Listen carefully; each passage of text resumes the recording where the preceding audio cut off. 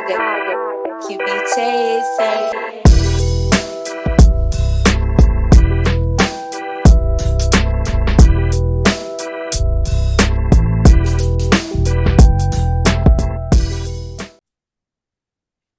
Good afternoon, listeners. Welcome back to another very special episode of the Matter Mentality podcast. We talk all things training, nutrition, psychology to maximize your performance.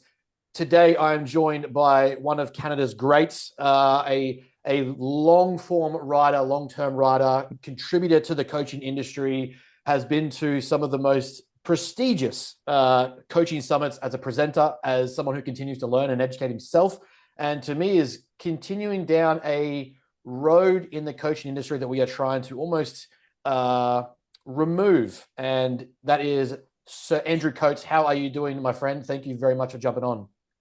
All right, three things. One is I don't think the British monarchy has ever designated me as Sir formally yet, so I can't be spoken of as Sir in the same light as like Sir Patrick Stewart and Sir Ian McKellen. So that's number one. Two, your afternoon is my 8 p.m. here, for the time zone difference. And three, I'm going to hijack this shit right away. It's so weird to be described in the glowing words that you did, because as we were talking off air, I'm still a full-time in-person trainer. And in some ways, I mean, there's survivorship bias to all this, but I just so happened to be a trainer who decided I wanted to write for my own website several years ago, who a friend of mine, my very good friend, Dean Guido, wanted me to go and co-host a podcast with him 7.5 years ago. And I still carry on to this day. He had to leave years ago to start a family. And along the way, because of the podcast, I got connected with one of the editors at T Nation, which turned into an invitation write for T Nation over 6 years ago, which led to Generation Iron. I started traveling to fitness conferences because I was curious. I didn't know anybody. I was excited to meet industry leaders who I'd hear on podcasts and read their stuff for a long time. And I'm meeting the Jonathan Goodmans, the Tony Gentlecores, and that list goes on and on and on. And, got to know these people at events. I keep showing up. Then all of a sudden they become guests on my podcast. And then along the way, somehow, I also decided, okay, I need to complement the podcast and the writing with a social media presence. So I rode the dominant wave of the Twitter-based graphic, writing these pithy little pieces of wisdom, although, I love studying writing. So, there's work that went into every one of these skills. But that grew, rode that wave. Now objectively, we got a fairly big social media following. And then come this public speaking things, because I happen to just attend a lot of these events and got a lot of connections, what have you. So people go, hey, we'd like you to speak at this stuff. And I look around and I go, I'm still the trainer who consumes the same type of media. I was listening to my friend Luca, host of our podcast recently. I'm listening, just consuming it the way I did years ago, right? Or again, reading articles. I just read a Lee Boyce article. Lee's become a very good friend of mine. He just posts on his website. So some of these behaviors haven't changed. And I think that kind of ties into where you want to go with this, where the industry has changed a lot in the time I've been here, for sure. And I'll launch right into this. You and I have talked about this off air. I see a status game, a giant status game in our industry. I see coaches hearing messaging from the business mentorship tier of our industry, many of whom are friends of mine and some of whom are disreputable scumbags, and it is what it is. That's coaching, that's fitness. There's elements of both. I genuinely think the vast majority of our world is great. There are bad faith actors that operate within it. But they're getting messaging and the promise of how they need to scale, right? They've been worshiping at the altar of scale. And if anybody listening has heard about scaling, the coaches who talk about scaling, if you ever hear someone go, oh, my 7-figure business. First of all, people with legitimate 7-figure businesses don't talk like that. They don't brag about it, really. So what they're not telling you is they've got 7-figure overhead expenses, 7-figure headaches and stress. Okay. But when coaches hear this, and I've been at a lot of the events specifically geared towards this all one big giant upsell to enter these programs. Some of the programs are fine, but there's all this pressure that, well, if I'm not scaling, I'm not keeping up, I'm not being successful. And that's the pathway to being recognized and respected in the industry and getting on the industry stages. I feel bad saying this, but I remember there's an individual I know, good dude, and he was at one of these events, and I remember he was brought up on stage for 5 minutes as part of something, right? He wasn't one of the presenters.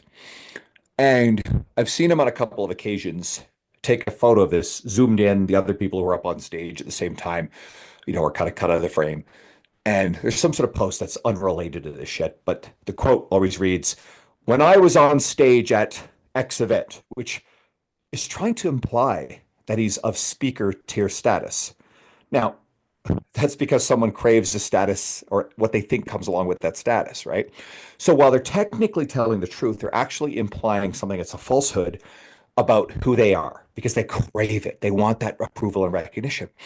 I'll let you in a little secret. For all the events I've ever spoken at, because I am myself, I'm not in any meaningful sort of way a business mentor, I have very minimally gained clients Mhm. in my business from speaking at fitness conferences. Okay. I love the experience. It's great to spend time with my friends, great to meet people.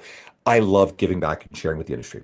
Mhm. But, you know, the people who think that, well, if I can only get on the stage, if I can only get on the podcasts, then that's going to make me, it's going to give me the followers and it's going to fill up my business. You've got the directionality all backwards. All the people, the friends of mine I've seen you've interacted with, the people who've shared these stages with me, they're on these stages, they're on the podcasts, they're getting the invites because they've worked in their business. Their service has been incredible. They've developed relationships, trust. They've got returning clients. They've got great word of mouth business. Then they turn around and they've scaled that business, not in the way I was talking about, but they built things. Look at my friends Nick Shaw and Dr. Mike Isertel at RP Strength, right? They built this juggernaut of an entity, and that's and then they've built so much free and low cost information, what books, their YouTube channel is huge. They're just one example among many. Anybody who's ever written for T Nation, like just free articles upon free articles, anybody who's got a podcast, and they've done this over, at scale. How many successful gym owners, right? Cressy Sports Performance, right? The guys behind that. There are countless other examples of these people who've done this. Well, Mike Robertson and his facility, like the list goes on and on for especially in the strength performance world. And because they've been successful in that, then all of a sudden people want to hear from them. Mhm. You don't get on the stage and the podcast first and then turn around and that will Yeah. lead you to the successful business. Does that make sense? Yeah. And I think there's a lot of coaches that, and I love you guys. And if anybody listening is kind of like feels this pull, it's like, I promise you, focus on the client in front of you first. Just do a killer job at that. Get really busy, figure out ways to offer more, create things that will help end users and potentially other coaches. Don't be in a rush to become the business mentor. That's a bit cliche at this point. And I say this because I think a lot of people feel like, well, in order to be seen as successful or to feel successful, you have to do these things. Mhm. And quite frankly, there are more successful, brilliant, and quite frankly, like financially very, very comfortable coaches who have no social media following. They've never in a meaningful way appeared on like a lot of the podcasts in the industry. They don't speak on the stages. Maybe they, do something like, local NSCA type thing. But these people are living a really good life, but they do not succumb to the status game that ultimately these things are, for good or for bad. I want to chime in here with a question because you've laid a very great premise for the rest of this conversation, which is fantastic. Do you think I know I have my kind of opinion on this question already, but did we see this trend emerge from the rising of social media inside the fitness game? Did we see this become I guess, like a response from the fact that everyone, not everyone, but in the early days of Instagram, even parts of Facebook back in the day, it became about like, getting content out, getting seen. And there was early trendsetters for that. And it was early to like kind of get ahead of that. That's great because, people, that online space opened up for coaching.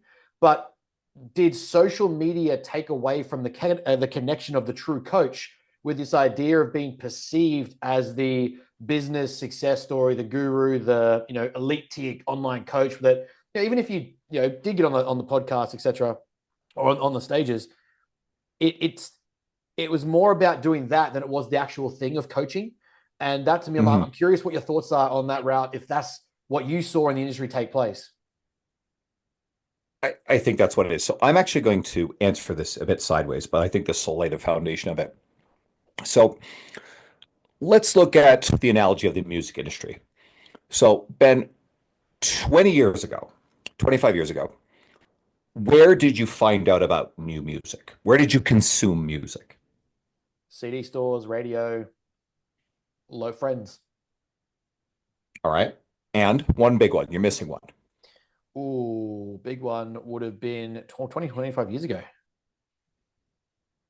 Oh, over here it'd be video hits, local. Absolutely. Yeah. It's TV, right? Video. Yep, So TV, yeah. basically what I was going for is radio and video, right? So Yep. now who controlled what was being played on radio and video?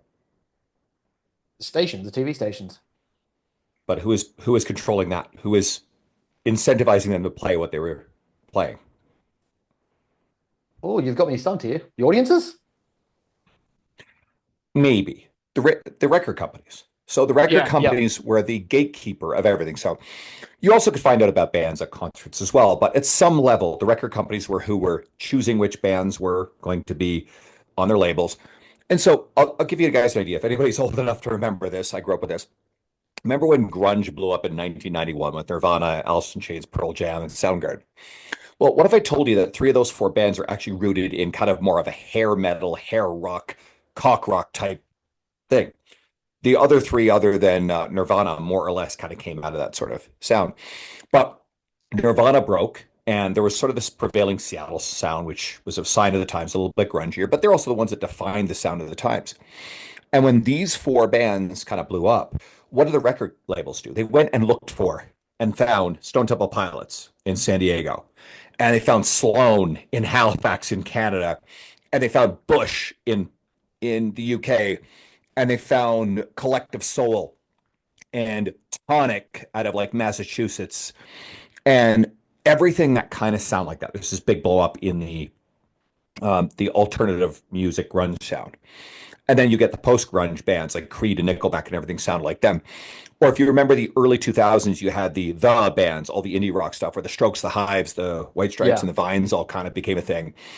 And they're all from different parts of the world. I had this argument with my friend, one of my best friends in university, who I found lots of music from. He's like, "Oh no, they're all really good." I'm like, "No, no, the record companies heard the Strokes and they went and found everything that sounded like them. They found Modest Mouse and all. They've been around for a while with the song All Floats On." I pray to God everybody listening kind of actually knows a bit about music. I like geeking out over this. And then you get the Arcade Fire, and you get the Killers out of Vegas, and you get the Mars Volta, who I fucking love, and I saw in concert for the first time this year twice, and the Interpol and whatever, right? And Radiohead were already around, so they were kind of like it fit that. But the point being is that some bottleneck and gatekeeper decided what was going to be the thing. So now let's go back to the fitness industry. Before social media and everybody had access, where did you find out who were the industry successes and who were the authorities and industry leaders? Can you now break this down for me? Yeah, I Where, guess where did you find people? you're looking there now at things like the magazines, the DVDs. Okay, so where did the DVDs come from? And this one, maybe, a lot of the audience may not know this. I'll throw it out there. So there was an affiliate network of the OG people in the industry. And if you were part of that affiliate network, that everybody on their email list marketed other people's stuff, right? That was a big gatekeeper. The magazine. So if you were either writing for or featured in, like pictures of in muscle fitness magazines or Men's Health or Flex or what Mhm. have you, right? So let's extend that. You've got someone with an IFBB Pro card. Now there's all sorts of categories. I mean, I don't want to say it's easier. It's still an accomplishment, but it was a lot harder and Yeah. rarer to be an IFBB Pro 20, 25 years ago. Okay. Yep. So, and if you were, then all of a sudden that was like the doorway to authority. So what else we got? We've got publications like T Nation and bodybuilding.com. You've got a Lane Norton who came through bodybuilding.com. Many of the well-known strength and conditioning coaches came through T Nation. And then you had the rare figures, in your part of the world, RP Strength, Dr. Mike Isatel, very, very popular. And so they kind of built their own thing. But even then, Mike was really, in a way, initially platformed a little bit by, say, Chad Wesley Smith with Juggernaut Strength. And so Chad is coming out of the competitive powerlifting world, right? So you have the high-level powerlifters, high-level bodybuilders. But the point is there were key places where people you you either had to go through an editor or some sort of gatekeeper in order to become a known authority or part of those established networks. And maybe some of the early YouTubers. So you get like a Jeff Nippert or a Omar Isuf. who both did really well in the early days of YouTube. And Jeff certainly is very much at the heights of it. Or, you get your Jeff Cavalier, your Athlete X, whatever someone's feelings are about him, or knees over toes guy. But the gatekeepers no longer keep the gates. And now anybody who, and this is both good and bad, because we get insane grifters and charlatans and the people who walk through grocery store aisles yelling at breakfast cereal, who all of a sudden have millions of followers. But guess what? You railing about that is pointless because, well, why don't you learn from the tactics and just do it better with from evidence-based practice and with integrity. Okay. The access is there. There's a couple of young trainers who I used to mentor, and I will not take credit for their explosion in their media because I did not, have input into the video-based stuff. But if you're familiar with Stephen Keen and Rachel Henley, Steve Keen goes by Steve Craft Coaching, and both of them are like more than three-quarters of a million followers because they had a formula where they were just very savvy with the cuts of the video and they did evidence-based stuff. James Smith, very good example, right? Mm-hmm. The British James Smith who spent time in Australia, not Smitty Diesel. And for those of you who know, I mean, James is probably one of the first people to do video that way and has blown up to incredible authority, right? But he was one of the earliest adopters of video-based media. And if you think about it, like I'll side tangent here a little bit, but video-based media outside of like YouTube wasn't really a thing on social media until, remember when Facebook went big on video and all of a sudden you're seeing Jay Shetty everywhere? Yeah. Right. The South Asian guy with like the blue eyes, and he says all these soulful stuff. And then if you find out that he's actually like plagiarizing everything, ripping everything off. And then you want to go down that rabbit hole. There's a Guardian article about literally what a fraud that guy is. Right. But if you like him, I'm sorry, but there's some shit there. Or Prince EA. Now, I've never heard anything bad about Prince EA, but they rode that wave and they became the darlings of Facebook, and Facebook was pushing video. And these guys are very charismatic and what have you.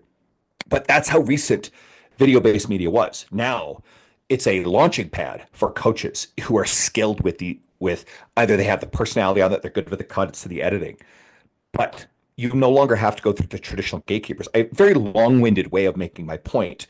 Use it however you will, but it's very foolish to actually complain about it in a bitter, hey, we need more I'd love this. We need more regulation in the industry because we need countries to get together and ban everybody who I don't agree with off the internet because let's say like the evidence-based tier of the industry cannot all agree on what, the exact facts of nutritional or exercise science. So I don't even want to like imagine a world where some arbiter has decided what is or is not fact when it comes to these things. Or let's get all the certification bodies to regulate, every person who isn't a qualified coach out of the industry. Guess what? Most of them aren't certified anyway. And most of existing countries that just don't give a shit. They're on a beach in Costa Rica or they're in Thailand or somewhere. And this is just not something these countries are going to fucking worry about. So these people aren't going away. And guess what? For the coach who's complaining about the lack of regulation, and I know I would love if the people operating in this space and adjacent to this space were more ethical, more evidence-based, and we somehow had this magical way of keeping people with either misguidedly full of misinformation, but think they're doing good, or the genuine like con artists. If we could somehow keep them out of here, great, that would be awesome. But we can't. It's never going to happen. But even if we somehow could, the person who's complaining, they think that, well, I'm entitled to the attention, the followers, and the business of what I think these people with big accounts are getting. And if they somehow magically went away, I would get all that. No, no one knows who the fuck you are. So you still have to do something, whether it's very good with the long form media educational stuff, right? Podcasting, writing, which is where I started. Get very savvy with social media or the combination. Again, that's kind of what I ended up doing. And you have to look at this over skill acquisition over a very long time horizon. And then you will probably gain traction to the point where you will generate more interest and engagement. I still think for coaches, like word of mouth, go read Jonathan Goodman's book, The Obvious Choice. It's just such a good way of like not thinking that you have to compete in a noisy space of social media where everybody else thinks they're competing in a noisy space and it's hard to differentiate yourself. And just do a killer job within your local area. And even if that's online, there's still applicability for this book. But you get really good there and you stop worrying about what everybody else is doing or crying about the fact that there's these bad faith actors. Because guess what? The world is full of this shit. We're never going to get rid of them all. Right? Yeah, that's exactly the premise. I think is that people misunderstand is that they're not going to go away, and we can sit here and complain about the industry being toxic and full of charlatans and scam artists. That's fine, we can do that, but it doesn't fix anything. It doesn't do anything different. Doesn't make a change, and that's where I think it's so important as us as coaches and educators of platforms like this, where we put out that information where I want my readers to go away and or my listeners to challenge those ideas and look at the industry and say, well, I can sit here and complain and I can, point fingers and say, woe is me that I don't have that following. They stole it from me. But you're not contributing anything to the game, to the pool itself, to the industry to get that reach regardless. I mean, we collectively as a company have over 1,000 hours of content. I don't have a massive, long form, long, large listed following by any means. But I don't do it for that. I do it because I believe the single person who reads, watches, or downloads any of our stuff is going to have a better life because of it. What an honor it is for me to think that someone chose my platform, my website, our YouTube, our Instagram to go, that video is why I want to do this exercise differently, or that blog is why I want to start looking at ownership a little bit differently, or more accountability differently, or perhaps I want to now actually find a coach to improve myself and develop myself. Someone chose my page to find that. That to me makes the entire premise worth the thousands of hours that have gone into creating all this content, the downloadable pieces, the website articles and blogs. We write that for the one person who changes their life, not for, I want to be in front of 100 million people. Yeah, sure. One day, I would love to be in that position where we can morally and ethically impact the industry to make a massive difference. But I truly believe that starts with my local person, the person nearest to me that I can make the biggest impact. And I think to kind of go back there with your point is that we've lost that touch. I don't want to say, let's get rid of social media. I never want to say, let's get rid of the, whatever, they're going to exist. What I think we've got rid of that is incorrect, and exactly why I love the way you work your business, is the in-person touch with the person right next to you at the gym we're trying to get away from. And I think that's doing our industry a very big disservice in what's available with human to human connection and what we understand in self-determination theory, which is relatedness. How do we connect with people and build that relationship between each other? That's going to motivate someone more than just a simple message, or a WhatsApp message once a week when it's time to pay your bill. I better send that check in because they owe me money. Oh, here's 3 prompts that's I can call coaching because it's a WhatsApp message, your weight, some macro changes and a small program tweak. Well, in person, that lady that you can be helping, that soon to be bodybuilder, or that young star who's looking up to being a bodybuilder, you can impact him tomorrow in your gym. And I think that I'm curious on what your thoughts are there as someone who does still run that in-person environment. How dangerous, I guess would be the word that I would look for, is it if we lose that part of the industry, if we do start trending away from that face-to-face connection? Okay, a few thoughts. I mean, first of all, I want to highlight this too is, you have a great reputation. There are people that I am close with and respect who have been putting you on my radar for a little while, which counts for a lot. Okay, so that's important, right? You're doing what you described very, very well without necessarily having had the large flashy social media. I think a lot of people chase the metric of social media, and coming from a guy who's got a fairly big Instagram following, it doesn't necessarily guarantee very much, right? I just think people are plugged into the wrong metric. Okay, so let's go back to the in-person stuff. I did a presentation on this. So when I talked about, I think a lot of coaches are chasing, they're being lied to, and they're being led to, or then they want to systemize, scale, and automate themselves out of working with actual people. I think that's an affliction. I think that it's coming from both a desire from some coaches, and it's also being sold top down by some mentors. Okay. And here's what's going to happen with the rapid advance of AI. That's going to be a primary driver. And I will use Renaissance Periodization. This is the RP Strengths is a sponsor of mine. They're my friends. So they're very easy to use. So I like waving them around. They're very good at what they do. Great chat. Mike's incredible. Just funny and smart. So you're going to see RP have their hypertrophy app, they have their Diet Coach app, they have their templates. Their templates are probably way better, 15 years ago than most coaches' apps are right now, okay, in terms of just delivering on results. So they're way ahead of the game. They definitely have the resources to be ahead of the curve on stuff. Mike loves to. You look at social media lately, he's obsessed with AI. He's thinking a lot about it. These are smart people with financial resources, okay?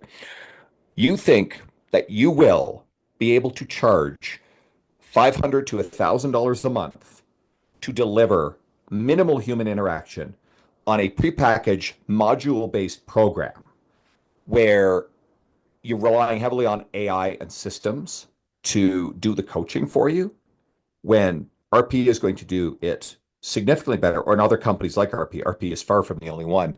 In an app-based form that costs a fraction of what you think you're going to charge, you're going to get destroyed. That like there will be no future in that part of the industry, I do not believe.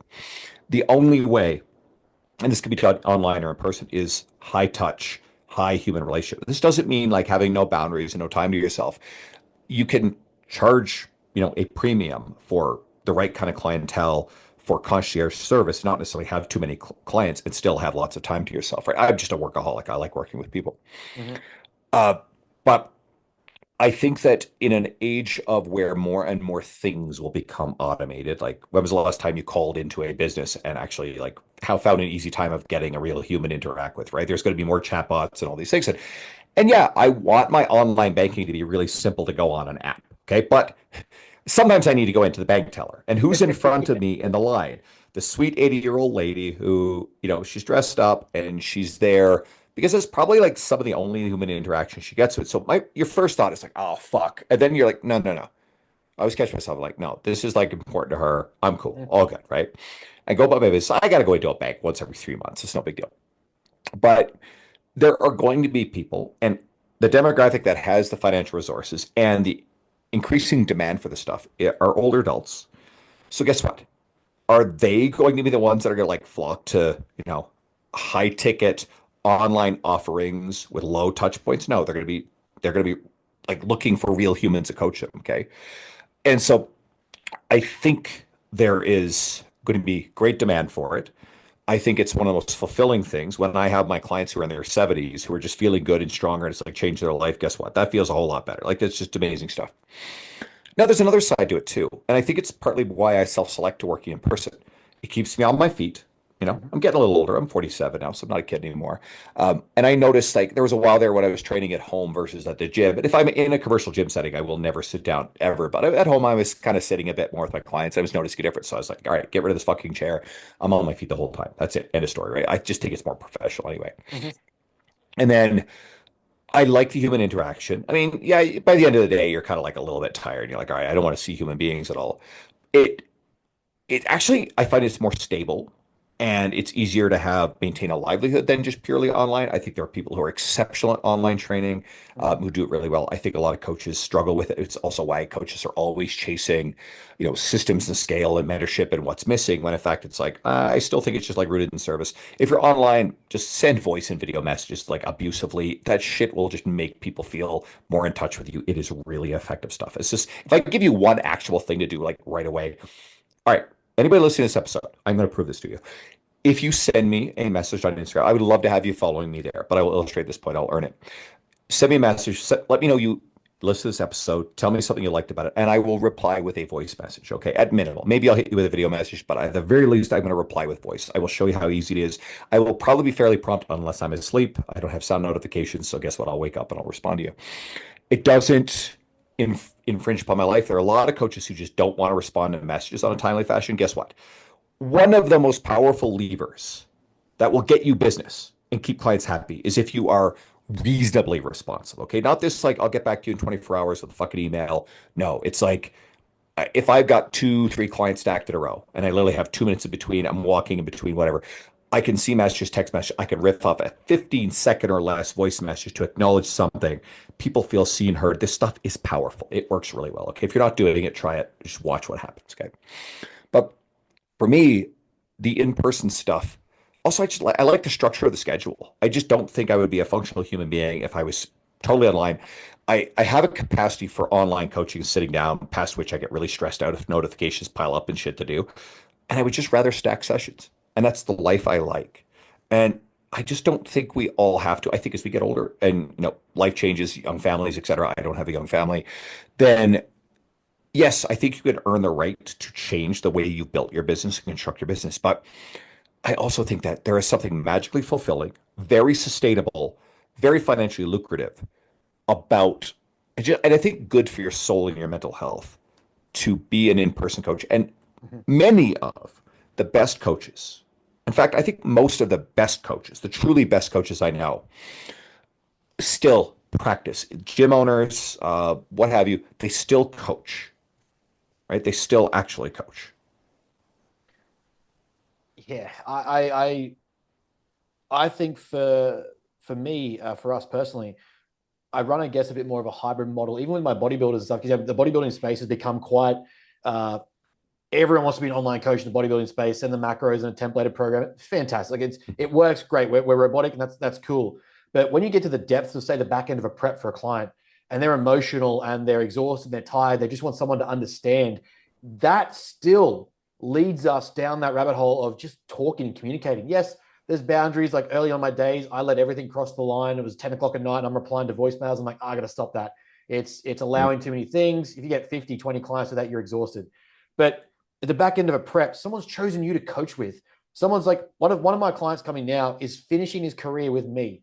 55 years old, will never compete again after this. It's the last season he'll ever do. What a responsibility I have to be the best case example of a coach he's ever had. That he can leave the game, leave the competitive side. He'll still coach. He'll still train. Sorry, he'll still check in with me for just general updates, that sort of thing. But what an opportunity and a responsibility for me to be so heavily involved and engaged with that client to give him an experience he's never had. And thankfully for me, we work in a really good facility that does kind of like a very individualized structure for me to work inside their facility, which allows me to work out of them on a needs basis rather than contractual. So it's fantastic for what I do. We go there, we do posing workshops in person. Biggest thing that he said, the difference this prep is that he's never had a coach in his corner coming up to shows. He's never had a coach in person to do posing and tweak things with him right there. And I'm just walking by doing my training, he's training there. Let's go do a quick pose. How's that looking? What's the shot feel like? Try this technique. I want to feel this. Feel where my hand is. That mixture of in-person and audio or video is such a powerful way to connect even in that online space, but we get so far away from it. It's like we want to, and to tie kind of back to like your point, talking about mentors where they can be those scumbaggy, charlatan, the ones that just want to steal money, snake oil salesmen, if you will. They keep preaching this idea of scalability and making more and more money and hiring more, getting more and more clients. But I know on my heart, I could not be the type of coach that I am and want to be with 20 clients in one season prepping for a show. There's the way that I want to be and the way that I'm in person, it can't be done. Now, I could maybe get to a point where eventually I systemize it, and for some parts of it, it's systemized out, and then the hands-on stuff is kept in. That's the only way I like systems to work. But at capacity for me to operate in the emotional way that I invest in my clients and am there for them during their preps, even my most advanced athletes, there is no way that I can not have at least a face-to-face option and in-person catch-ups or in-person posing check-ins, or even just like, my Loom videos for them every week, 10, 15 minutes. And that's like, at that capacity is like, I get told all the time, that's too much. You gotta dial it back and speed it up and that sort of thing. I'm like, that's all well and good, but it's the caring that I have. I want to give that, because to me, that's the impact I'm going to have on that client. They can go to 20 other prep coaches, but is this prep coach going to give them that, 15-minute video and tell them, hey, they're doing a great job on that day, they feel like shit? Well, you know what? Today's just a day. Let's finish it off. Start again tomorrow. You missed 2 boxes. Okay, but can we get that box tomorrow? Can we catch up tomorrow? Can we, get ourselves back on track? Let today be done. Forget it. Next case at bat, next innings, as Babe Ruth would say, next time at bat, let's go, start again. That to me is that connection in coaching that we seem to want to be scaling away from, and we want to be trying to increase that scalability and that kind of almost zero touch point coaching system to just be pure online. But there's something of value to be said, which ties back to my reason why I wanted to see what your take is on that, still having that face-to-face model, that we're just losing in the human connection side that I believe is devaluing the game. Yeah. Now, the thing that's the good news is while I have a very abundant mindset and I care genuinely about the coaches, that the type of person who self-selects to listen to a podcast like this is part of the club. So we're good here, right? I care about you guys staying in this and having getting to do what we love for a very long time and not have to quote grow up and get a real job. Yeah. Right. This doesn't feel like I never grew up. I still play video games. That's okay. Yeah. Right. But let me get my thoughts back on track here. Lost my train of thought. Long day for a second. Bear with me. Okay. I need you to prime me again because brain is shot.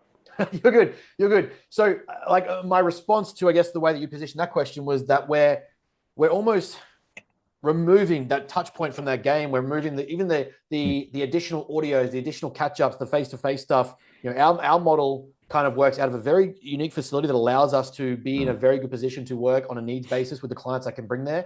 We're running the touch points, the posing workshops, the face to face. And for this client that's finished out, he's coming up to his last ever season inside our game, last ever season as a competitive bodybuilder. He has said he's never had a season like this where he's actually been had to have someone in his corner. And to me, that is a responsibility that I take very personally.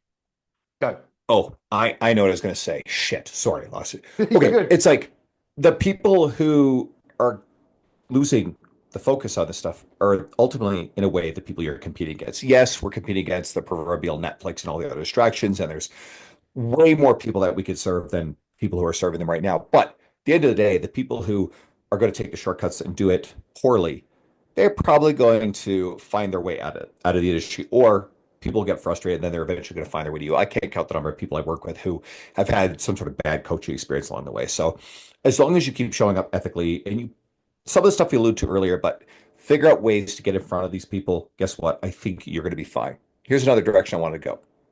And I want you guys to think about this. So you said actually a lot of your audience are in the US, but I'm sure there's some out in your corner of the world. By the way, the accent just plays super well out here in the West, right? It does. It really does. So, fucking hell. So if Chris Hemsworth or Eric Bana or Carl Urban or Anthony Starr, I think there's some of the bigger name actors from that part of the world, suddenly turn around and wanted to hire you, what would you do for them? Right? They're celebrities. What would you do for them? Now, if the answer, even instinctively, is some over and above compared to what you probably are doing for anybody else, why would they be any different? Why? So now, if you take that same logic and go, well, if you treat every person that's in front of you, it gets to you the same way that you would treat Chris Hemsworth, then you're going to unlock something that it's going to be kind of rare. It'll be an experience people want to stay with. There'll be an experience that people want to refer and share with other people. And if it's that level, and yes, I know that like whoever is probably training one is like, for example, I'm good friends with Don Saladino, who trains Ryan Reynolds and Blake Lively, right? And he's worked with half of the Marvel Cinematic Universe, et cetera. And Don now has very successful online programs and huge email lists, and he's killing it. So you can't hire him anymore, okay? And yes, he charges at a very high rate. But he wasn't always there. He was a gym owner in Manhattan, worked very hard, long hours, did a lot of stuff to take care of the people who work for him. The guy's a class act. But he always approached his clients with that level of care, and he had loyalty. He had people that he'll tell the story about how, like, during the financial crash of 2008, 2009, Lehman Brothers went down in New York City to Manhattan, and the cost of the overhead of his gym was pretty high. He was able to get people to give him about $1 million worth of money up front that he personally guaranteed that he would personally train. I mean, trust me, trainer of his ilk in Manhattan is charging out at a much higher rate than the rest of us are. It's just the reality of it, right? The supply and demand and the environment. But in order to not have to lay off any of his staff, and he did it, he trained it all through, took care of people. That's the kind of integrity. If you guys really want, like, go just like search some Don Saladino like podcasts, listen to him tell these kind of stories and like how he worked where he is, because you hear now like, oh, he's Ryan Reynolds trainer and he's worked with Scarlett Johansson and all these other people. It's like, no. You need to hear the years of like blood, sweat, and tears this man put in his humble beginnings to like understand why he is the person he is right now. And it'd be a good lesson for every coach in here. So I think if you can really figure out truly how to make each person feel special over and above, and it's not, here's another mistake I think coaches are making. People misattribute the idea of a high quality experience and going the extra mile for throwing a lot of busy work and friction at clients. What is the main problem most of our clients have? They're busy. Yep. They don't have enough time to do the things that we want. So if we, especially the online coach, this is a pitfall you can fall into. If you assign more tasks and stuff in order to feel like you're creating work that justifies the price tag you're charging, and it means more stress, friction, complexity for the client you're trying to help, are you actually doing them a favor, or are you making it worse? Can you figure out what is truly adding value and being supportive of this person? And for some, I have an online one-to-many group program. It's not very expensive compared to my one-on-one coaching. And it's a group template. There's a lot of customizability built in. I do 13-week programs and I roll cohorts with it. And I've had really good retention. I've got a great community. And so my current intake's 90 women. And the one thing that they really trust, I mean, the workouts, they know the workouts are fine. Guess what? ChatGPT can write a program just as good as I can write at this point. Okay, like get over it. It's true.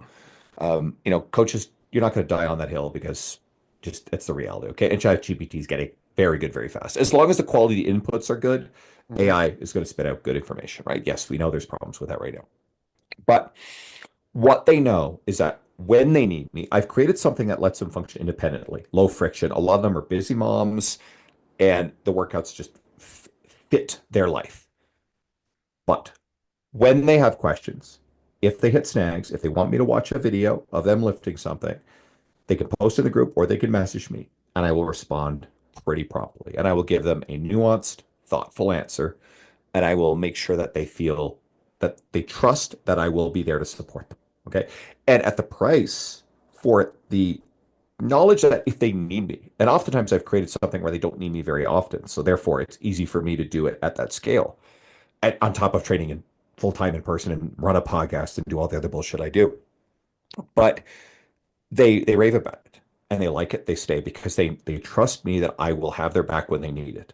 And I have not created a whole bunch of friction for them. And I think coaches really have to audit your own business, look at it going, what am I doing? And these, and again, modules fine, like a whole bunch of stuff that can help people. But if you're making people do a lot of stuff that's extra Mhm. work because you are trying to make it seem like the price you're charging is worth it, I want you to rethink that a little bit.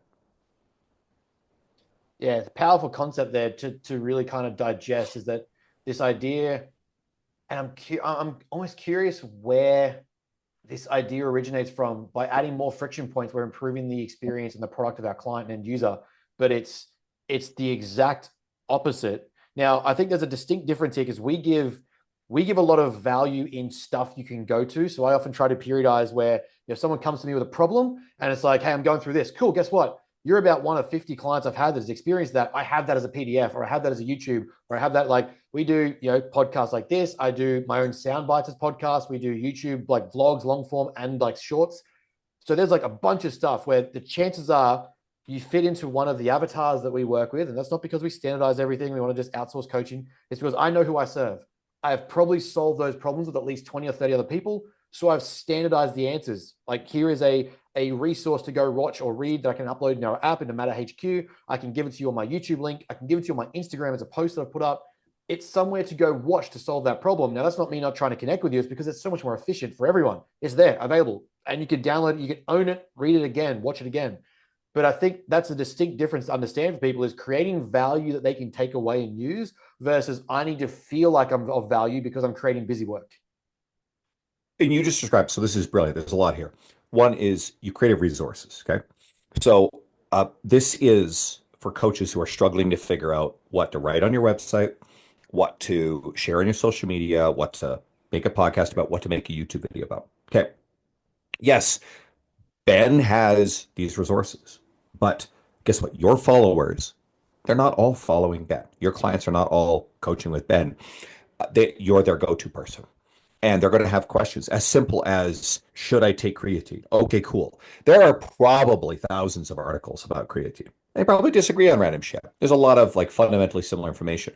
So yes, you could curate other people's great stuff and have those as resources to share with people if there's bandwidth issues for you to create it. But what's a good habit to get into is, and I encourage aspiring writers, create a website, start creating a frequently asked questions page, Mm-hmm. tackle the basics. And I love joking about this. Yes, Jordan Syatt might have made an infographic in 2017 about it. No one's going back to look for that. Okay, there might be a T Nation article that teaches. I've written, a T Nation article years ago on like just top down, head to toe squat, like perfect guide to squats. I think it's one of the definitive resources on squatting. But guess what? Maybe if someone searches for that online, it might turn up kind of high. Or go film a video and write a piece and describe and break down how you would coach a squat. Have it on your website. And when you have that client in front of you, or let's say you're working with an online client. Okay. You say to that person, all right, I've got a video attached here, right? I've got my video library. Those help. I've got this article in case you need in more depth, but you're also going to upload videos and I'm going to give you coaching feedback based on your videos. So I'm going to look at what's going on with you, but I've also got this resource here if you're having any trouble with it, right? And what it's going to do is it's going to show it's a foundation of credibility and authority is to have these resources because most coaches simply can't or won't do it, right? Mhm. They're too afraid to do it. They think it's all been said before.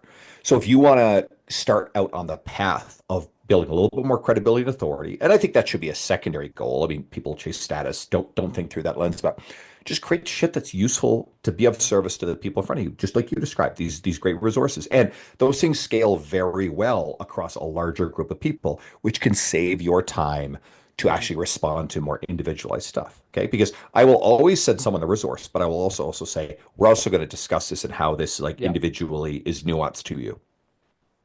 Yeah, I think that's a really important distinction to understand there. It's just giving it's quick to solve the problem, which yes does give that sort of lens of authority and sort of that certain position.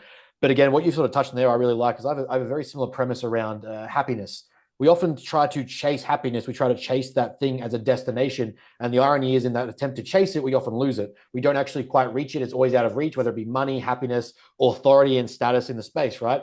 If you chase the genuine fulfillment of what you love, which is usually, like, say you're a coach, it should be helping people, giving back, providing, as you guys have, and it was a key thing we wanted to highlight, your philosophy around being generous and giving value is very similar to ourselves in that I just want to give. I want to give so that people don't have to fall for these traps and these problems.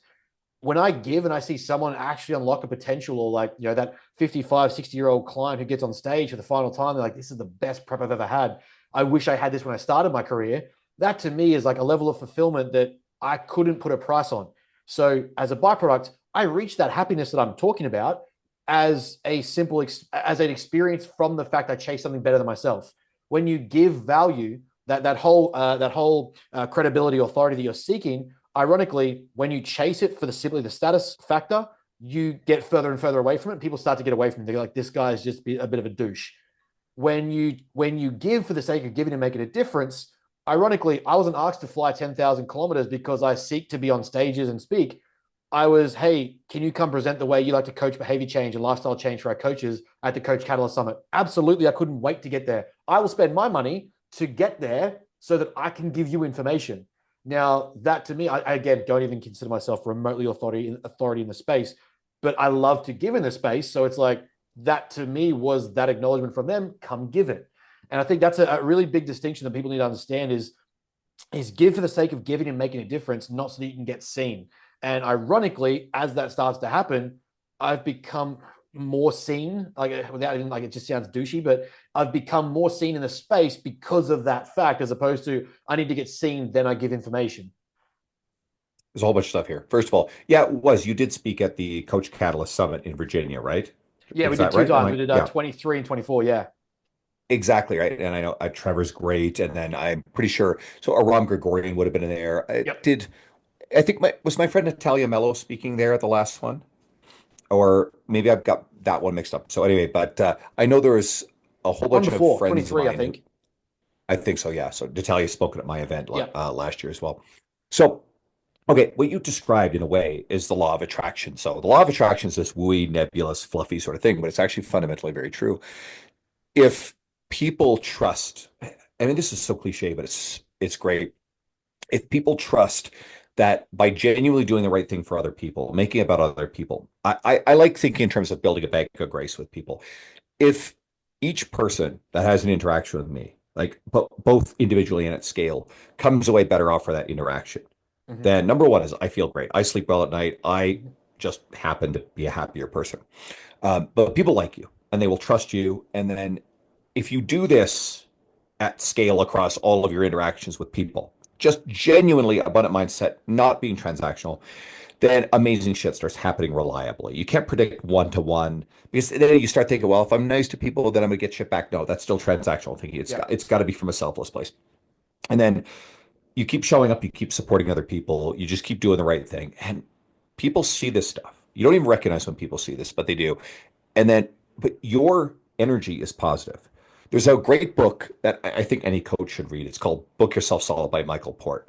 And the first part of the book, he talks about like dumping your duds, which even by his own admission is kind of like a little bit off color, but it's about getting clear on the right people to work with who give you good energy versus the people that you kind of dread and Mm-hmm. resent, which is a very bad place for you to be. And you're just like they preoccupy your mental energy. And what you don't realize is that everybody else that you interact with, both your other clients and the people you interact with every day, feel that energy off of you. And it's a bit of a Suffer from it. repellent. You suffer from it. So if you could actually get some of the worst clients out of your business professionally and tactfully, and even if that scares you a bit, and or at least anybody new coming in is goes through a very careful filter and not like a fearful place of like, I need the money, then you guard your mental energy and you guard the energy you put out in the world, which ultimately is the law of attraction because just people feel that, whether it's subtle, Mm-hmm. subconscious. And then over time, more people are drawn to you.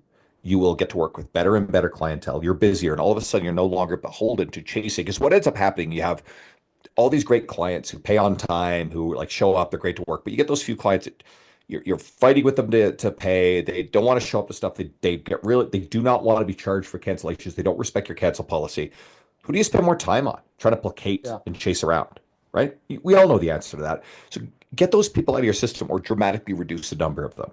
And I've cut out, this years ago, I had a big chunk of time where like I cut out a few and it gave some bandwidth to like rehab the others, like sort of in terms of like the relationship.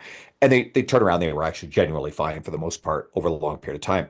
And then, but what happened was I all of a sudden started getting like way more clients and better clients who fit in and who I just had a better experience with. So I just was feeling better. And this is a big part that we start out with being able to sustain the workload Mm-hmm. that I do. Whenever, and I like this tactic when I have clients who understand how busy I am, and they may even say something about feeling kind of grateful, and about, wanting to work with me and having a good relationship, I say, well, this works both ways. I choose you too. I like working with Mm-hmm. you because in order for me to sustain the volume of what I do, I have to like the people I work with, which is Yeah. me telling them like, I choose you, I like having you around, which makes them feel really good, right? So, but it's also true. I couldn't do what I do if I hated working with half my clients, right? That concept to me, I think, is a very important one that people need to understand. Is that we often get excited by a lead or a consult being booked in, and we're like, oh, I'm just going to take this person, I've got to sell them because I need the money or I need this person to be in my team. You have to understand that at every business and every company and every environment, team, group, whatever it is, there is a culture. There is a culture that exists. A culture exists either deliberately or unintentionally. There's no option. And the people that you let into that culture, whether it be in a group setting or an individual setting, we try to push a community because online the space is very empty of community and feel. The amount of coaches even I've worked with who don't have a centralized communication pathway with their team, I think is lacking in this game. So for us, we try to have a community.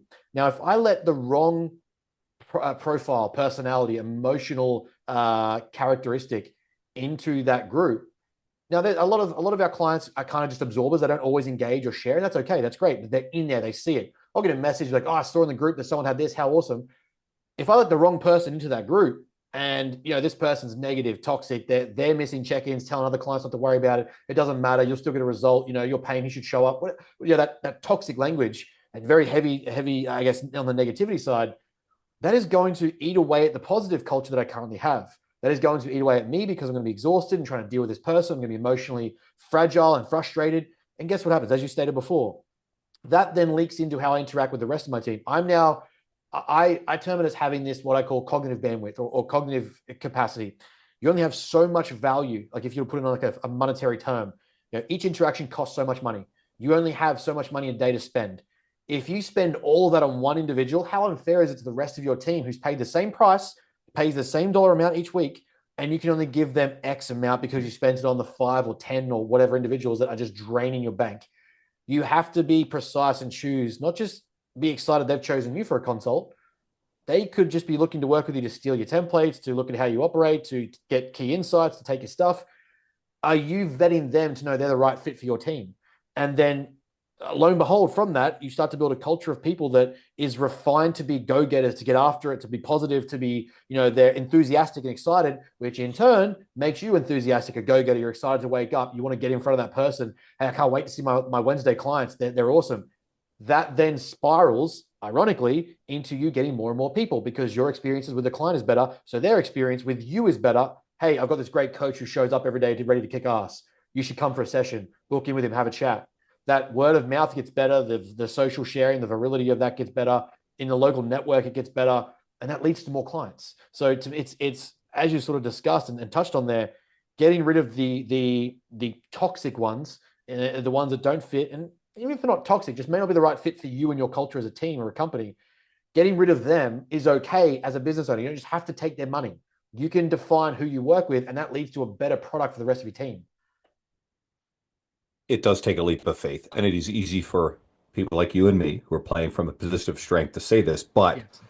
and again, there is survivorship bias in looking back at this stuff, but at every inflection point, when I had someone in my business that I didn't like dealing with, it was net negative. And I mean, I can think there was a person I think is probably a wonderful person, but that person wanted variations in me to like massively alter the way that I, Mm-hmm. structure my coaching, the time slots I was going to train, and I held firm in that. And I even like, suggested a potential referral elsewhere. Eventually came back, wanted to work with me. I'm like, okay, guess what? Bad experience. And I ended up like it lasted 2 sessions and the client did decide they didn't want to continue. And I proactively just said, I'm going to refund you the rest. They didn't ask for it. I refunded anyway because I did not want anybody. And it was a bad fit. It was a bad fit for the way that I approach things from an evidence-based point of view Mm-hmm. and the personality of the client. And so I'm not going to even have this person going around and saying anything negative about the experience with me. I was going to be honorable about it. It wasn't a good fit. And I slept okay at night. You can't make everybody happy, right? Yep. But even still, I knew there were red flags even in the interaction. It probably wasn't a good fit. And I understand why coaches will always say yes to stuff. But yeah, you got to take a leap of faith on this one.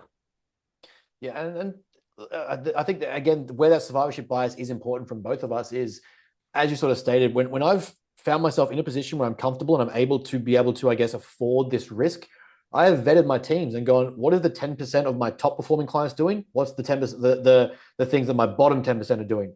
And can I let them go in a positive way where I'm like, look, the way I'm now heading, I just simply can't be your coach. This is not how I operate anymore. This is not what the way I want to do it, in a positive way.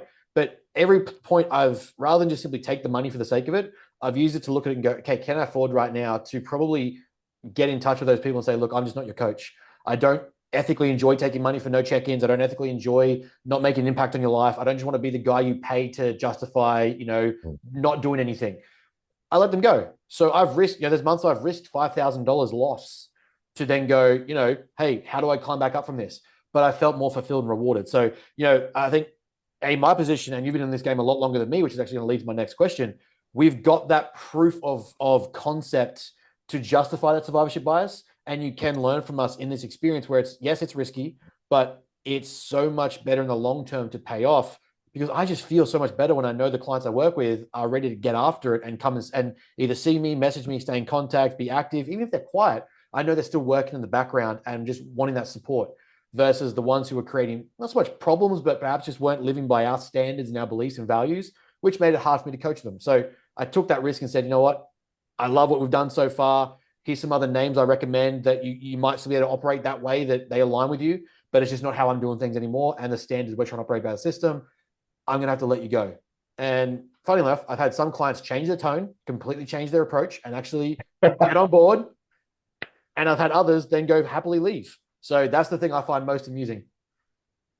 Buddy, I was thinking about this. So I've got a client, and I remember I would have met her about 8.5 years ago as I was transitioning out of the old gym into contract Univol. And she was referred to me by her old coach, who I knew. And we had to sit down and got along great. But she wanted something that was a little bit more the way that he used to do things. There was a little bit of like, sort of boxing stuff in there, and I just simply don't do it. And ultimately, after a little while, she realized that it wasn't the fit she was looking for. Mm-hmm. So I refunded her the remaining part of her sessions. And so, but she's still engaged on my media and would pop up here and there.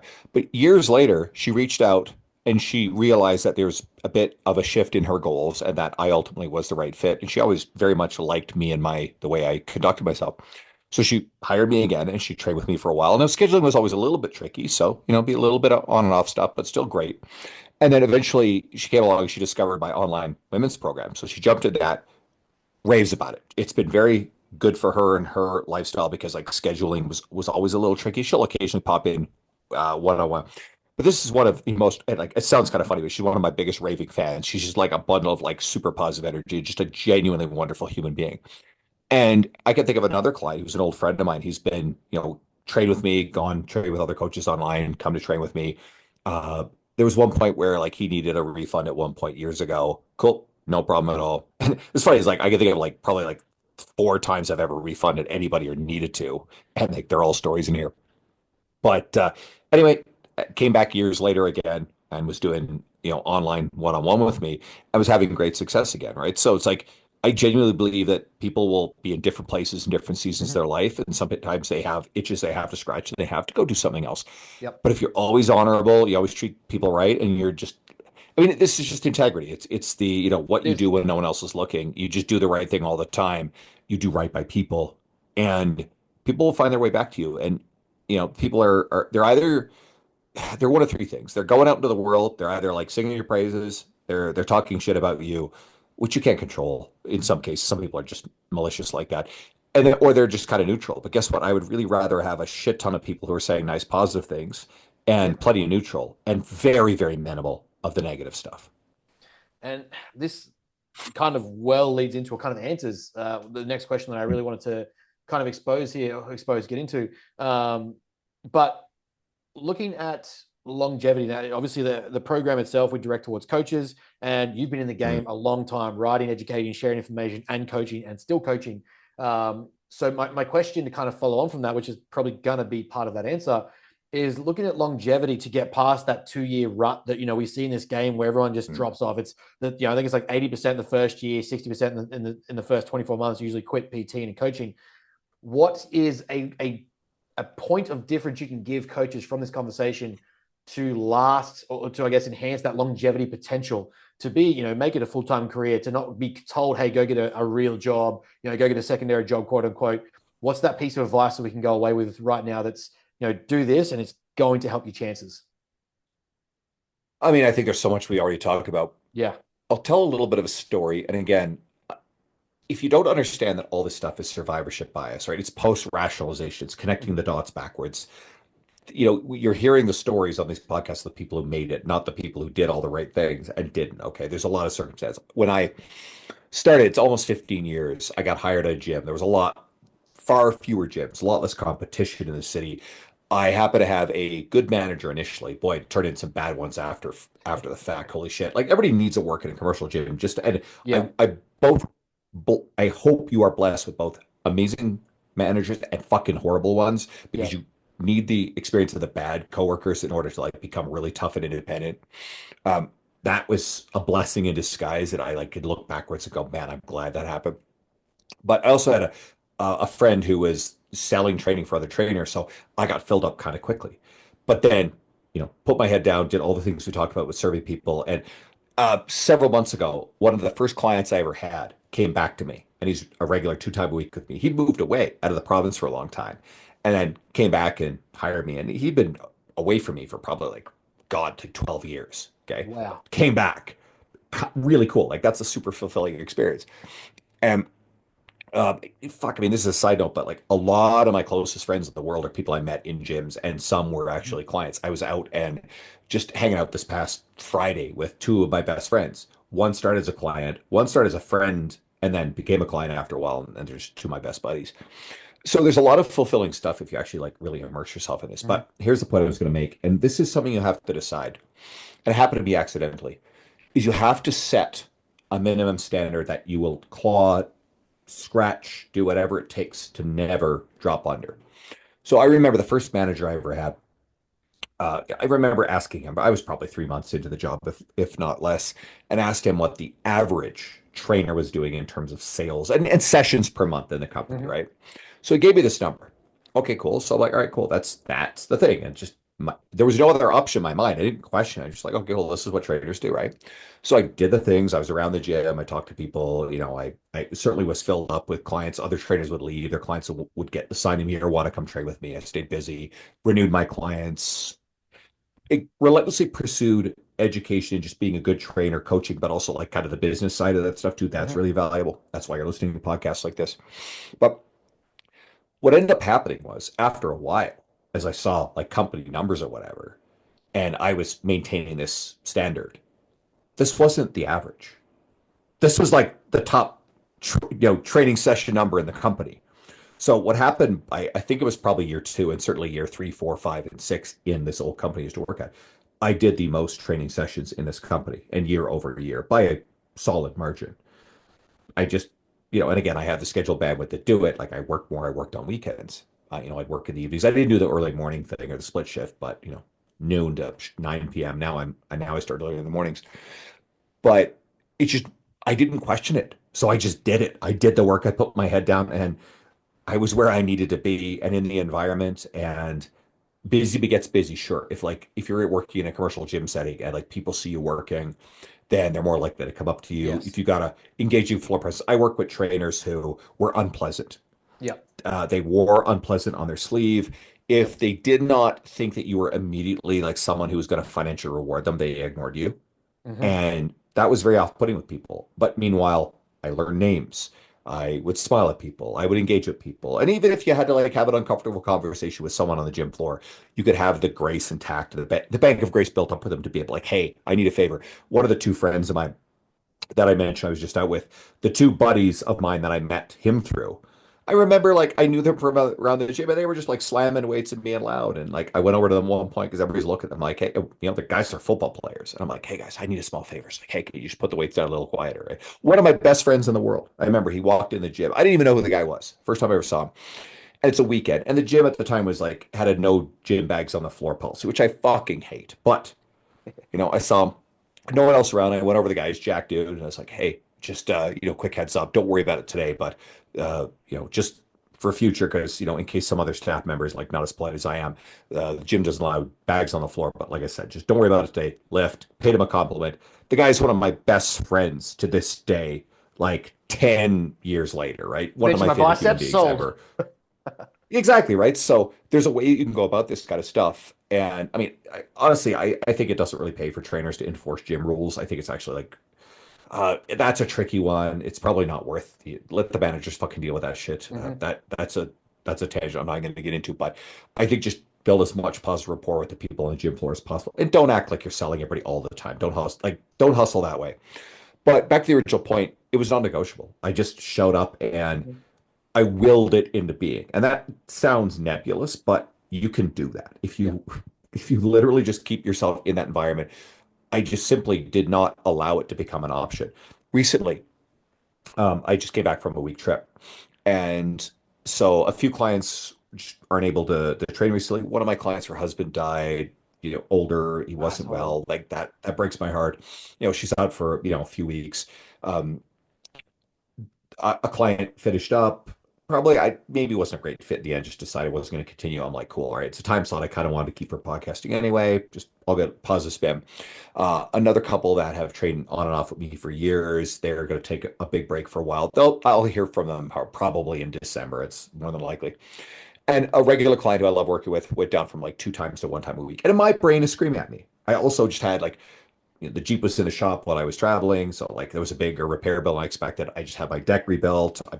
There's some other stuff that I'm like, I just bought a pendulum squat machine, so I'm like, okay, cool. Like, Yeah. and I'm both in really damn good shape. But what happens is my brain freaks out every time I'm like, take a little bit of like, oh, schedule's a little lighter than I like being. So I just go into overdrive mode. And then what am I Yep. doing? I'm posting on social media saying, hey, I've got some spaces in my schedule, blah, blah, blah. I get two inquiries and then just randomly I got an inquiry through my website today about someone. And so I just came from one of those consults. He's in. I've got one tomorrow and I've got one next week. So, and again, part of it's a law of attraction, part of it's just like hustling and showing up, part of it's projecting out into the world. Hey, and it's not being salesy all the time. Okay. There's Yes. tact. Yeah. Yeah. But guess what? I've also been putting on my social media endless free resources, episodes of podcasts, articles that I've been writing, various other stuff. Like it's give, give, give, give, give, give, give. Right. So it's back to that concept of building a bank of grace. Hmm. Give, give, give, give, give. Relentlessly give. Find ways to give and make your asks so valuable that they feel like gives, not takes. Mm. Okay. And this is a frustration of mine. There are so many people in our world that you interact with. Each one of you, whether they're in our industry or not, you know the people that just take and take, and to the point where you just don't want to be around them. They're kind of ick for you. Don't become that person. It's not all sales. It's not all hustle. Don't have a call to action that is a sales thing on every single social media post you make. You can Yes. have calls to action, but call to action people to like free resources that help them. Okay. Like Yes. I will post lots about my podcast. Guess what? It's a fucking fun podcast. I revamped it a while ago. I've had industry leading guests. Yours is great.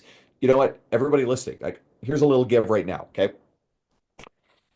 If everybody listening could give you a review, okay, simple as that. How many people listening have never given the podcast a review? And you've been sitting here, you've been enjoying it, and yeah, you pay with your time, but you're sitting here listening to all these free goodies and getting introduced to all these guests.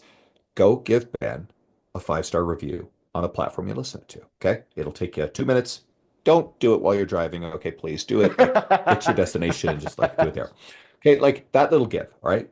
Or if you enjoyed this episode, and let's okay, first of all, if you're someone from my media who is enjoying this, found this through my media, go scroll through Ben's other episodes and find the guests that, like you mentioned, Dr. Mike Israel was on here. We all love Dr. Mike. Go listen to the Dr. Mike episode, okay? But if you're someone who is a regular listener for Ben, well, who in your world would benefit from this conversation, this particular episode right here? Then you're sharing me with someone who might like the shit that I get on with, right? If you thought this stuff was interesting, especially if it's later in the episode and you're still around here. I appreciate you guys. You guys are incredible. So there's a lot of little ways that you can do small gives that don't cost you anything, but yet can actually make a big difference. You probably got a friend who maybe they're the coach who like cares, but they're struggling to put it all together. Get a podcast like this as a resource. The whole, like, not just my episode, but the whole damn thing. This might be a game changer for them. Might be the right noise in that person's head on a regular basis. They go through the back episodes, and all of a sudden, like, it's just changed their mindset and they apply it, and all of a sudden they get a little bit better, a little bit better. It mean that someone gets to stay in a career they love. And that to me in and of itself would I remember sitting here, oh God, I reckon 2019. I worked in the nutrition supplement space for a long time here in Australia. Was a face-to-face PT early on in my career as well. Spent a long time training, coaching, educating people, and just and operating from that lens. And I remember we started putting out content as a preface before really going back into the face-to-face service, the online service, and actually going into coaching from the supplement space. And I remember we sat there one day and I was writing blogs. I think the first piece I ever wrote was how to optimize your environment to maximize performance.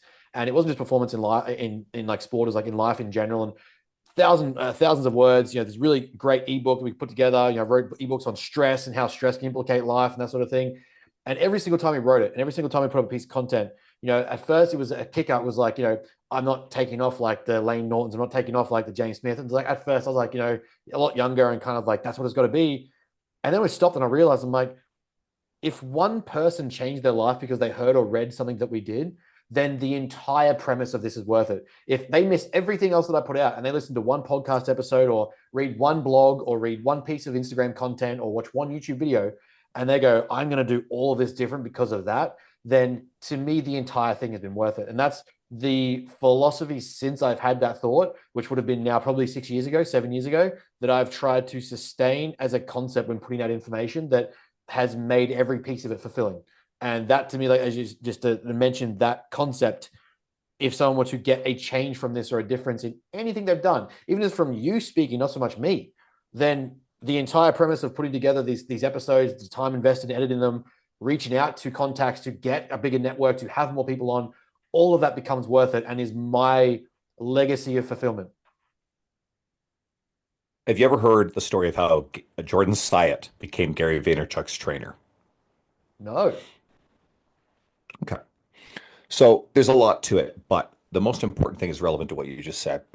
Jordan used to write blogs, right? He hated the university experience. He was doing a lot of article writing, early on, kind of building his online coaching business. And he's told the story on a handful of podcasts, and he recalls writing an article that he thought wasn't particularly great and very few people read on his website. But it was this one dude, and this guy would just like read his stuff. And so I think after several months, I think at one point this guy like just reached out to him and just like interacted with him, and then later reached out to him. And it turns out it was Mike Vacanti, who happened to have been training Gary for a little while. And Mike was just reaching the end of his contract with Gary, and for whatever reason, they just like Mike didn't want to continue at the time, and they wanted to find a new trainer for Gary. And Mike just really liked what this that caught his eye, this article that Jordan Syatt wrote. So he was like plugged into Jordan's stuff and really liked Jordan. So he felt like Jordan would be a good fit. So he invited Jordan to come and interview for the job to coach Gary Vee. And there was some stuff that, Jordan being in Israel at the time and having to fly in and fly out, not hearing about it for months and just not thinking he got it. Eventually he did. Like there's a whole bunch more to it, but it was all rooted in the fact that this dude that Jordan didn't even realize who he was happened to read this article that almost no one else read, which was the portal to a respect and a relationship that led to an invitation, which was, and not everybody's going to get the kind of like win the lottery lever that is training someone like a Gary at the time frame, and then probably getting plugged into the media skills that certainly was I certainly believe had a big impact on how Jordan approaches media and exploded. And now he's one of the bigger figures in our industry. But he's a great guy, skilled coach, evidence-based, empathetic. He's just awesome, right? He's super. And I'm honored to have spoken at multiple events with him at this point. Like that is a point of pride for me. Okay, I'm gonna my little humble brag here. So one of the earlier events I ever got to speak at, I probably had my first invitation a year and a half prior to this. And I got invited to fill in as a speaker at an event. And so the billing was me, Lane Norton, Jordan Syatt, and Alex and Layla Hormozy. And I'm kind of going, what the fuck is going on here? As it turns out, I was actually the Hormozys had to bow out, so I was one of the replacements. And then Bedros Keuilian was brought in. There was a couple more people, but to be able to actually be billed alongside Lane, speak Lane and Jordan and Bedros was a crazy honor, and that's something I will always enjoy, and I will brag the shit about. So that one's cool. But Justifiably so. a little bit of a side quest. Thanks for indulging me. I appreciate you guys. I love it. I love it. Mate, I have had an absolute honor having you on this call. It has been a privilege and a nuanced conversation that I think our industry needs to hear and understand to really revitalize what it means to be a coach and be a face-to-face coach and understand the role we play with people. I think it is such a responsibility that we hold to have people's trust in what I believe is their life now and in the future. People are coming to us to change their lives and head down a different trajectory. And it is such a privilege, an honor, and a responsibility to be able to have that job, that role in someone's life. And it needs to be held with such level of respect, in my opinion. And conversations like this make it all the better. I want to finish with one just rapid fire question. Actually, probably two, because you're North American, so I love to ask this question. What if we were to define, if you were to look back in your career, 20 years time, you look back on your career and define it by one word that you would say that would make me, I could roll over my grave tomorrow and be, if that's the word I can give it, I would be so happy and content and fulfilled. What would be the word that would define your career that you worked it that way? I'm going to cheat, and it's a phrase that I use when I introduce my podcast. Evidence meets empathy, because there is no one word that encapsulates everything, but evidence meets empathy. And not this, I'm gonna riff.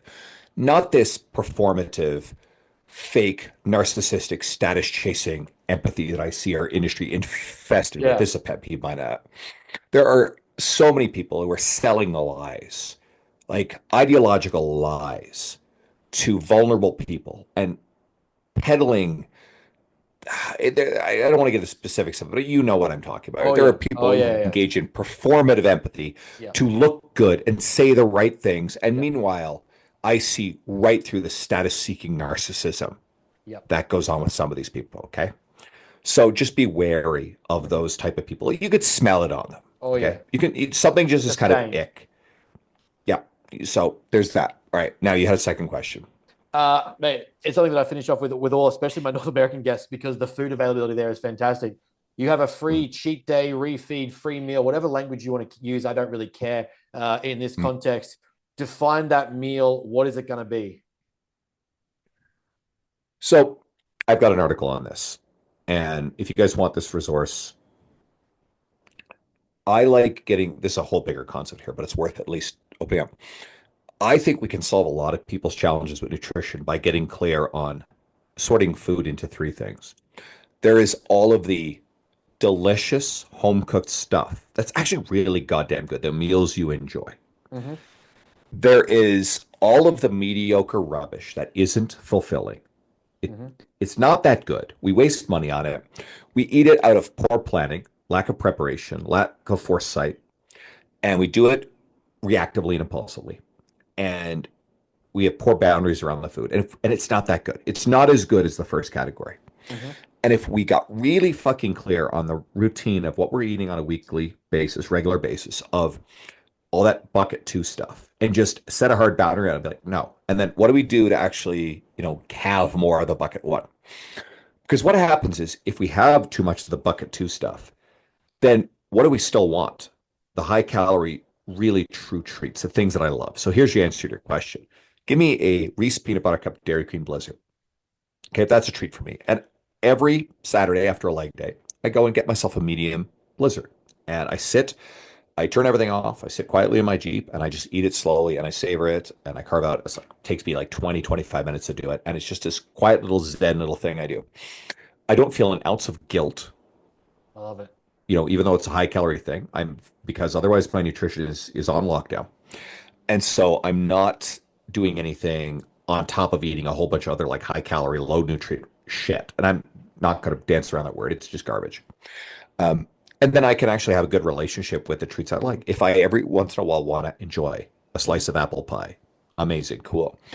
I used to drink a lot. I don't drink much anymore, but if I want to have a good glass of scotch to celebrate something meaningful, or if I want to have a beer with friends like I did on a Friday night, I can do that no problem. Mm-hmm. If I want to have cheesecake, Ruth Chris cheesecake is just special shit. And I've had like two of those in the last year and a half. Amazing. Okay. The calories amortize out over time scale. You're fine. It's not going to hurt you, right? Just as long as you're not doing this shit twice a week, plus all the mediocre rubbish on top of it. You can create room for the things you treasure, Mm-hmm. right? And in my case, the DQ Blizzard is one of the things I treasure. And if you're consistently good enough at loading up on bucket one, having your calories in line with your goals, not eating the impulsive mediocre shit, because again, I'll reiterate this. If you're eating a lot of the mediocre shit, but you still want the bucket three stuff, the really good stuff, you feel guilty about it. You feel Oh shame. yeah. And you ruin the experience of having it. So I think you get really clear on that. If someone wants my article on this, please message me. I will send you a voice message. That invitation stands. I would love to hear from you guys. Please go find a way to support Ben and do a kindness for him and share this podcast with someone or do the review, like I said. Okay, go do that. Don't forget. Okay, please. Ben, I appreciate you having me on. This has been great. Mate, thank you very much. And we will leave all the show notes everywhere to find you, which is everywhere, and make sure that everything's available for people to go find. So, mate, thank you very much for jumping on late at night. It's been an absolute blast. And thank you for sharing your brain. Thank you.